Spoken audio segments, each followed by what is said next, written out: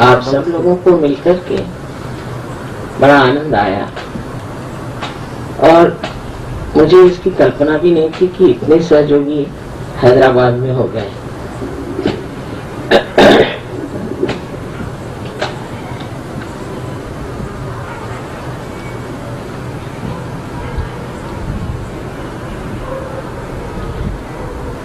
एक विशेषता हैदराबाद की है कि यहाँ सब तरह के लोग आपस में मिल रहे हैं। जैसे कि हमारे नागपुर में भी मैंने देखा कि हिंदुस्तान के सब और के लोग नागपुर में बसे हुए हैं और इसलिए वहाँ पर लोगों में जो संस्कार है उसमें बड़ा खुलापन है और एक दूसरे की ओर देखने की दृष्टि भी बहुत खुली हुई है। अब हम लोगों को जब सहयोग की ओर नए तरीके से बोलना है तो बहुत सी बातें ऐसी जान लेनी चाहिए कि सहयोग ये सत्य स्वरूप है और हम लोग सत्यनिष्ठ हैं। जो कुछ असत्य है उसे हमें छोड़ना है।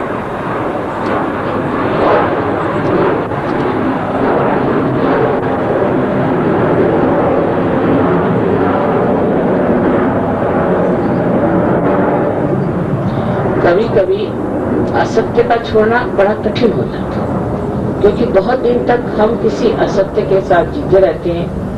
फिर कठिन हो जाता है कि उस असत्य को हम कैसे छोड़ें।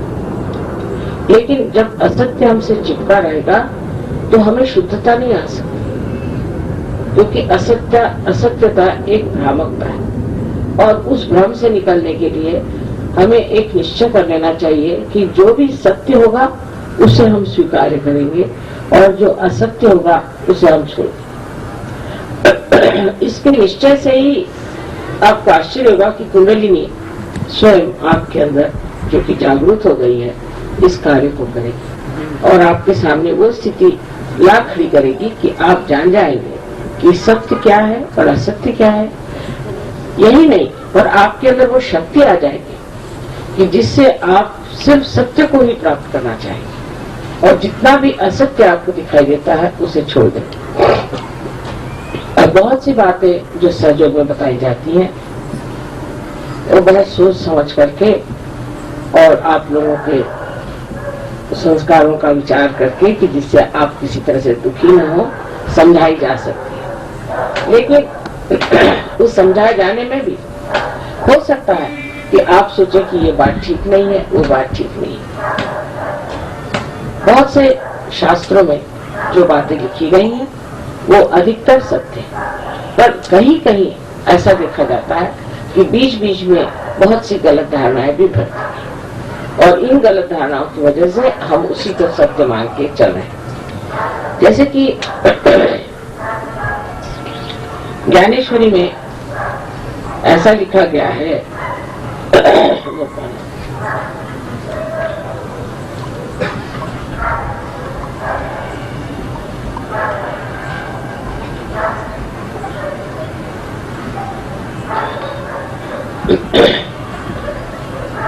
कि जब कुंडलिनी का जागरण होता है तो आप हवा में उड़ने लग जाते हैं और आप पानी पे चलने लग जाते हैं और आपको बहुत सात समुद्र के दूर की बातें दिखाई देती।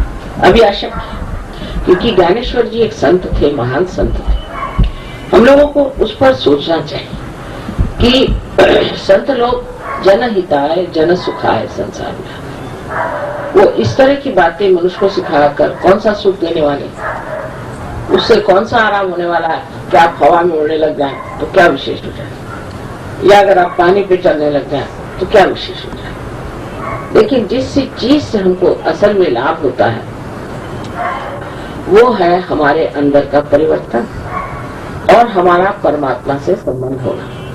और उसी ज्ञानेश्वरी में लिखा गया है कि पसायदान यानी ये कि वो कहते हैं कि अब विश्व के जो आत्मा है, विश्वात्मक जो है, उन्होंने खुश होना चाहिए क्योंकि मैंने वाणी का यज्ञ किया है और अब आप ऐसा पसायदान दे, ऐसा चैतन्य दे जिससे सारे संसार में परिवर्तन आ जाए। और सारी बात परिवर्तन की लंबी चौड़ी। तो ये समझ लेना चाहिए कि जो पहली बात थी वो किसी ने उसमें भर दी, क्योंकि ऐसी बात ज्ञानेश्वर जी कभी लिख ही नहीं सकते कि आप हवा में उड़ेंगे या आप पानी पे चलेंगे, इससे क्या लोगों का फायदा होने वाला है। वैसे ही हम लोग हवा में उड़ रहे हैं, वैसे ही हम जहाजों में चल रहे हैं, और वैसे ही दूरदर्शन से हम देखते हैं दूर। इसमें कुंडलिनी की क्या जरूरत है? सो कुंडलिनी से जो कार्य होना है उसको समझना चाहिए। और जिस तरह से भी हर एक ग्रंथ को हम पढ़ते हैं तो इसमें ये सोचना चाहिए कि इसका विचार जो है वो सत्य को पकड़ के है या नहीं। इसी प्रकार हमें गीता में भी हर धर्म शास्त्रों में गलत चीजें मिलती है। जैसे कि गीता में लिखा हुआ है कि आपका जन्म जिस जाति में होता है वही आप जाति हो जाते, कभी हो ही नहीं सकता, क्योंकि जिसने गीता लिखी वो कौन थे? व्यास। और व्यास किसके लड़के थे? आप जानते हैं कि एक ढीवरनी के, एक मच्छीहारनी के लड़के थे जिनकी शादी भी नहीं। ऐसे के जो बेटे थे वो थे व्यास। वो ऐसा कैसे लिखेंगे कि आपकी जो जन्म से जाति होगी वही जाति हो जाएगी। लेकिन कहा गया है कि या देवी सर्वभूतेषु जाति रूपेण संस्थिता, माने सबके अंदर बसी हुई उसकी जाति है। जाति है, जाति का मतलब होता है जो हमारे अंदर जन्मजात, हमारे अंदर जो एक तरह का रुझान है, एप्टीट्यूड है। हमारे रुझान कहाँ है?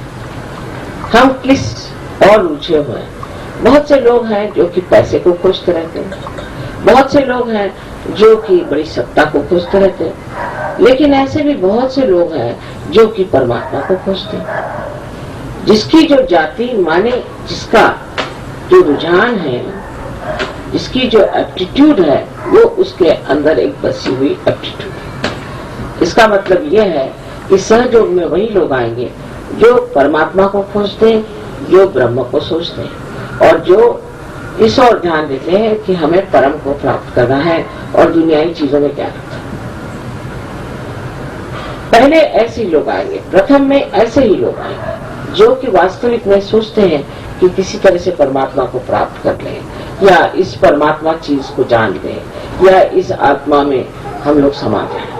इस तरह के जो लोग सोचते हैं, किसी भी वजह से, किसी भी पुस्तक के पढ़ने से, या किसी संत साधुओं के साथ रहने से, किसी गुरुजनों के साथ रहने से, जो लोग इस तरह का सोचते हैं वो पहले सहयोग में आते हैं। इसलिए आप देखिएगा कि सहयोग की प्रगति धीरे होती है, और सब चीजों की प्लास्टिक प्रगति है। हजारों आदमी आप पालेंगे कि जो किसी गुरु के पीछे में दौड़ेंगे, लेकिन फिर वो छोड़ देते हैं, उनको कोई लाभ नहीं होता, उनको पैसा ऐसा देते हैं और किसी तरह से ठीक हो जाते हैं।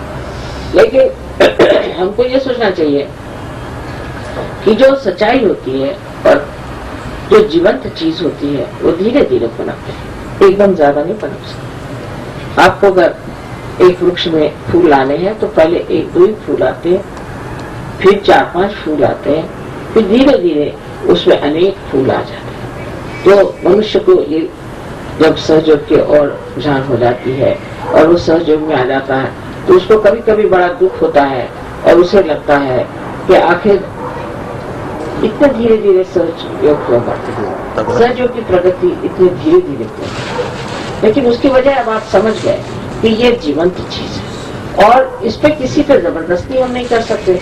हम किसी को कहें कि आप पार हो गए तो नहीं हो सकते, ये होना पड़ता है। जब तक ये होना नहीं होगा, जब तक ये बात घटित नहीं होगी, तब तक हम नहीं कह सकते कि ये हो गया। जैसे कि एक हमारे साथ देवी जी थी, वो गई अमेरिका, उनका लड़का आया होनोलुलु से, तो मुझे कहने लगे कि माँ इनको आप पार करो। तो मैंने कहा ये होते नहीं, मैं क्या करूँ, तुम करा दो पार। कहने जब आपसे नहीं होते तो मैं कैसे करूँ।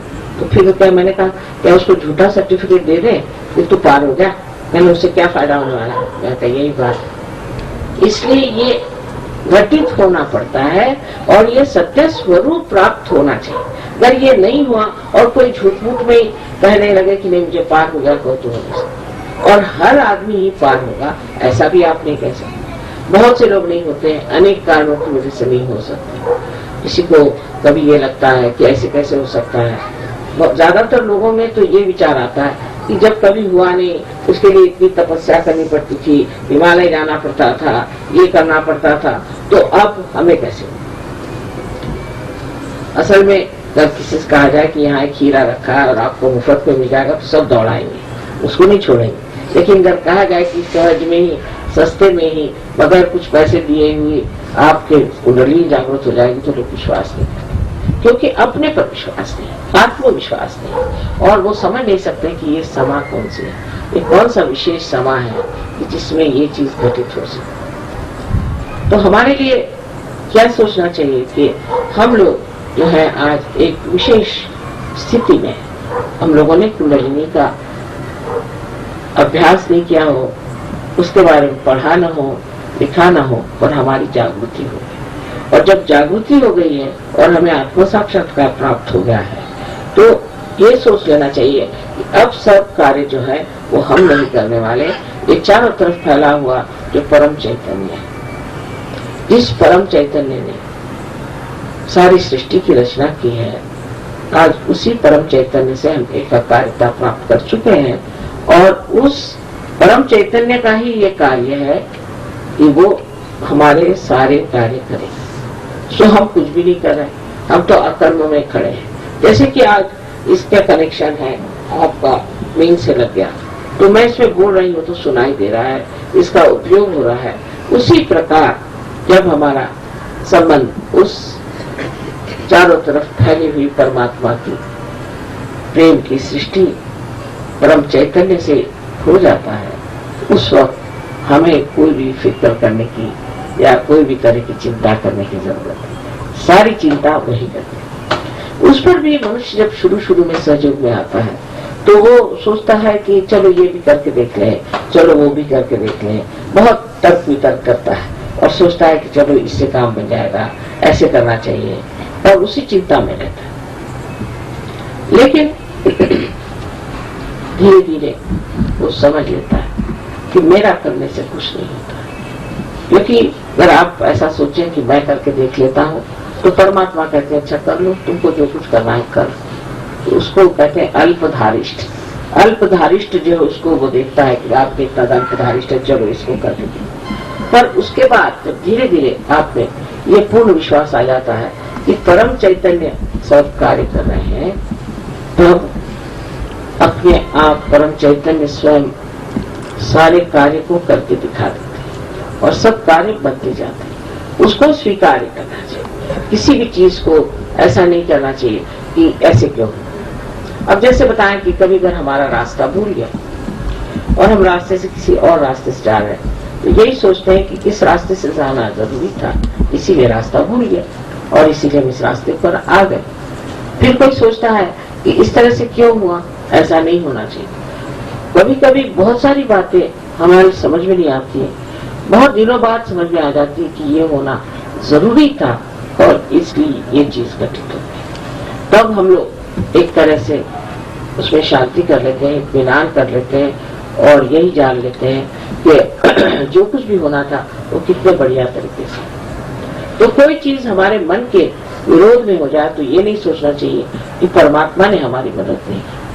परमात्मा ने तो मदद की है कि आपके जो मन की जो इच्छा थी वो ठीक नहीं थी, इसलिए जो सही बात होनी चाहिए वो परमात्मा ने आपके लिए कर, क्योंकि परमात्मा से ज्यादा तो हम सोच नहीं सकते। इस परम चैतन्य के कार्य से हम ज्यादा कार्य तो कर नहीं सकते, इसलिए उसने जो कार्य किए हैं और उसने जो व्यवस्था की हुई है और वो जो हमारे लिए कर रहे हैं और जो कुछ हो रहा है वो सब चीज अत्यंत सुंदर और किसी भी परिश्रम के बगैर सहज में ही घटित हो जाती है। बड़ी मुझे आनंद की बात है कि हैदराबाद में आप लोग इतने सहयोगी हो गए। अब सहयोग में इसके दो अंग है, मेरा ऐसा कहना है कि इन दोनों अंगों को संभालना चाहिए। एक तो अंग ऐसा है कि जिसमें ध्यान धारणा आदि करनी चाहिए, घर में अपने व्यक्तिगत रूप से भी हमें ध्यान धारणा जरूर करना चाहिए और हमारे अंदर के दोषों को निकाल देना चाहिए।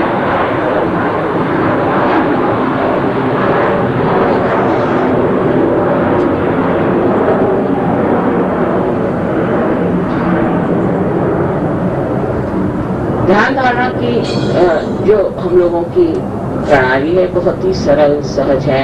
एक सवेरे 10 मिनट, शाम को 10-15 मिनट बैठने से भी ध्यान डालना होता है। पर पहले अपने अंदर कौन सा दोष है उसे देख लेना चाहिए।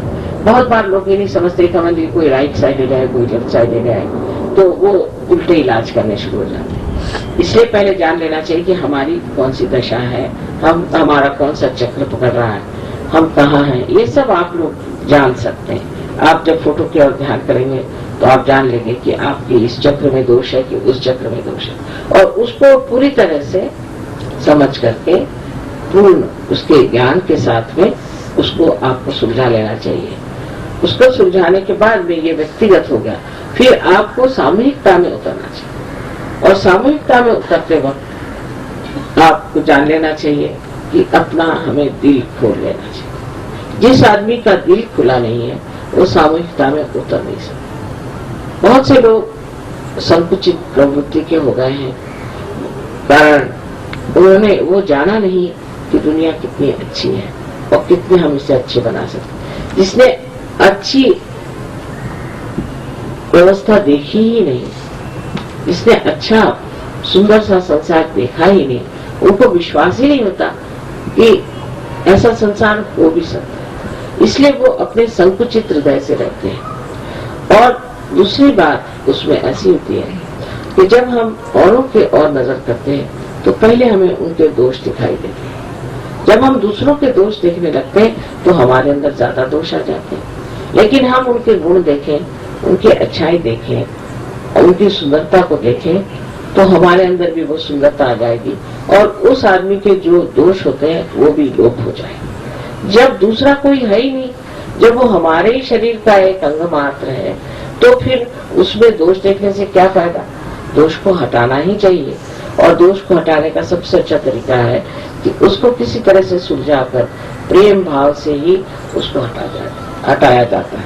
क्योंकि अपना सारा कार्य जो है वो प्रेम की शक्ति का है, और प्रेम ही सत्य है और सत्य ही प्रेम है। जो प्रेम की शक्ति को इस्तेमाल करेगा वो बहुत ऊंचे उठ जाता है। हृदय को खोल करके प्रेम से आपको दूसरों की ओर देखना। इस तरह से एक तो ये आपका अंग है जिसमें आप अपनी व्यक्तिगत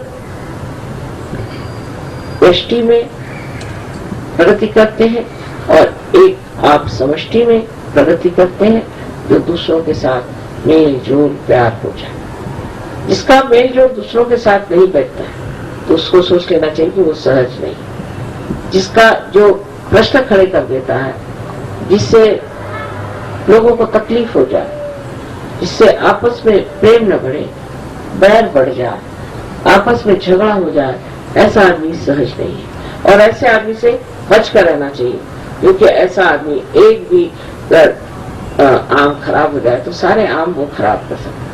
तो वो आदमी इधर से उधर लगाएगा, इधर से उधर बात करेगा, इसके खिलाफ बोलेगा, उसके खिलाफ बोलेगा। इसलिए किसी भी सहयोगी की निंदा सुनना हमारे सहज में एक पाप सा है, क्योंकि उसको सुनने से हमारे कान खराब हो जाते हैं और उससे हम उस आदमी के प्रति एक तरह से गलत तरीके से कहना चाहिए कि उसके प्रति हमारा जो विचार होता है वो ठीक नहीं रहता। आपको जब दूसरों से व्यवहार करना है तो देखना चाहिए कि हमारे अंदर कितना औदार्य है, हम कितनी क्षमा कर सकते हैं, हम कितने प्यार से उनसे बोल सकते हैं, उनको हम कितने नजदीक ले सकते हैं, क्योंकि ये सब हमारे असली रिश्तेदार हैं। बाकी की रिश्तेदारी तो आप जानते ही जैसी होती है, लेकिन जो असली रिश्तेदारी है वो सहजियों की है। और आपको जब पता होना चाहिए कि 40 देशों में आपके भाई बहन बैठे हुए हैं, और जब कभी आप उनसे सब मिलेंगे तो आपकी तबीयत खुश होगी। दूसरी जो स्थिति है उसमें है सहयोग का ज्ञान होना और सहयोग का प्रचार, ये भी अत्यावश्यक है, विशेषतः औरतों के लिए, स्त्रियों के लिए, क्योंकि स्त्री जो है वो शक्ति स्वरूपिणी है। उसको समझ लेना चाहिए कि कौन सा चक्र पकड़ता है तो कौन सी उंगली पकड़ती है, कौन से पैर में उंगली पकड़ती है, उसको कैसे निवारण करना चाहिए, उसके क्या दोष हैं, उसे क्या बीमारियां हो सकती हैं, किस तरह से हम लोगों को ठीक कर सकते हैं, कौन से दोषों से हम जान सकते हैं कि कौन से चक्र पकड़े हुए हैं, उसका निवारण कैसे करना चाहिए आदि जो कुछ भी ज्ञान है, कुंडलिनी के बारे में ज्ञान क्या है आदि सब बैठ करके मनन करके सोच करके और आपको जान लेना चाहिए। लेकिन अधिकतर लोग सहयोग में आने के बाद उसके ज्ञान की ओर ध्यान नहीं देते, उनको ज्ञान नहीं रहता है और सहयोग करते रहते हैं। तो उसका ज्ञान होना अत्यावश्यक है, क्योंकि ऐसे तो दुनिया में बहुत से लोग आए जो कि हम देखते हैं कि पार हैं, बच्चे हैं बहुत सारे, वो भी ऐसे पैदा होते हैं जो कि सहज ही हैं, लेकिन उनको सहज का ज्ञान नहीं। तो माँ लोगों को चाहिए कि वो जाने सहज क्या चीज है, उससे वो अपने बच्चों को भी समझ जाएंगे और ये भी समझ जाएंगे कि कोई बच्चा जो कि सहज में पैदा हुआ है वो क्यों ऐसा करता है, उसकी क्या बात है। उस समझने के लिए इसका ज्ञान होना आपको बहुत अत्यावश्यक है। जिन लोगों को इसका ज्ञान नहीं होता है वो लोग समझ नहीं पाते कि क्या बात कर रहे हैं या क्या कर रहे हैं, औरों पे इसका असर नहीं आता। इसका इसलिए बुद्धि से ज्ञान होना बहुत जरूरी। और जो चौथी चीज बहुत जरूरी है, सहयोग का प्रचार।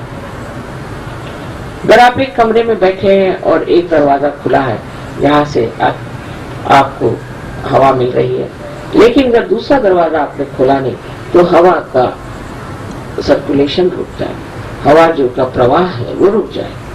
इसी तरह से हम लोग जब दूसरों को सहयोग से प्लावित करते हैं, उनकी मदद करते हैं, उनको रियलाइजेशन देते हैं, उसका प्रचार करते हैं, उसके बारे में बोलते हैं, अपने रिश्तेदारों को बताते हैं, उनको घर पे बुला बुला कर चाय पिला करके सहयोग देते हैं, तब जब तक आप प्रचार नहीं करेंगे तब तक आपकी प्रगति नहीं हो सकती। क्योंकि आप जानते हैं कि जब पेड़ बढ़ता है उसकी शाखाएं बढ़नी चाहिए और उस शाखाओं के नीचे उसकी छाया में अनेक लोगों को बैठना चाहिए। नहीं तो ऐसे अनेक पेड़ हैं पर हम लोग तो वटवृक्ष के जैसे हैं और इसलिए हमें चाहिए कि हम इसके प्रचार में पूरी तरह से सहायता करें। उसके लिए जो जो जरूरतें होंगी वो हमें करनी चाहिए, उसकी ओर हमें मुड़ना चाहिए, उसके प्रति हमें पूरी तरह से समर्पित होना चाहिए। और अपना पूरा समय हम सहयोग के लिए क्या कर सकते हैं, हम सहयोग में कौन सा प्रदान कर सकते हैं, इसमें आप जानते हैं कि पैसा ऐसा नहीं लिया जाता। और अब जैसे आपको कोई कार्यक्रम करना है तो मैंने सुना कि एक ही नागोराव साहब सारा पैसा दे रहे हैं, ये बात अच्छी है। अभी से आप थोड़े थोड़े पैसे इकट्ठे कर रहे हैं और जब हम आए तो ऐसा होना चाहिए कि सबको उसमें तन मन धन से हर तरह से मदद करनी चाहिए और उसमें आपको बड़ा मजा आएगा। ऐसे हम लोग और तो खर्चे करते रहते ही हैं, ये खरीद वो खरीद, एक चीज नहीं खरीदी और सोचा कि सहयोग के लिए रखते। बहुत से लोग सहयोग में ऐसे भी है कि पूरी समय सहयोग का विचार, क्योंकि ये सोचते हैं कि इससे सारे समाज का, सारे सृष्टि का ही परिवर्तन हो जाएगा और सारे संसार में आनंद का राज्य आ जाएगा और हम लोग सारे सुख से रहने लगेंगे और जो कुछ वर्णित किया गया है स्वर्ग वो इस संसार में उतर आएगा। इतने दिव्य और महान कार्य के लिए सब लोग सोचते हैं कि हम इसमें पूरी तरह सम्मिलित हो जाए, लेकिन ऐसे लोग जो सहयोग में हैं वो बड़े ऊंचे पद पर हैं और वो बड़ी ऊंची स्थिति में रहते हैं और इसी में आनंदित रहते हैं कि हम सहयोग में बैठे। उनका बिजनेस चलता है, उनको पैसे मिलते हैं, उनके सारे प्रश्न छूट जाते हैं कि जो प्रॉब्लम्स है वो हल हो जाते हैं और उनको समझ में नहीं आता कि कोई प्रॉब्लम ही नहीं रहा, ये प्रॉब्लम भी छूट गया, वो प्रॉब्लम भी छूट गया, सब ठीक ठाक। सो इस प्रकार का जो हमारे अंदर जागरण हो जाए और हम सत्य की सृष्टि में उतर जाए तो अपने आप हम देखते हैं कि कितनी रूढ़ियां और कितने गलत संस्कार हमारे अंदर इतने दिनों से आए और वो हमारे अंदर घर करके बैठे हैं और उससे हमारी प्रगति नहीं हो सकती। तो चाहे कुछ भी हम सोचते रहे होंगे पिछले में, कुछ भी हमारे माँ बाप ने बताया हो, कुछ भी हमारे समाज ने हमें समझाया हो, हमारे ऊपर एक बड़ा भारी उत्तरदायित्व है, जिम्मेदारी है, रिस्पॉन्सिबिलिटी है कि हम ऐसा समाज बनाए कि वो शुद्ध निर्मल हो और उस शुद्ध निर्मल में हमारी धारणा रहे और उस धर्म में हम स्थित रहे। आप सबको मेरा अनंत आशीर्वाद।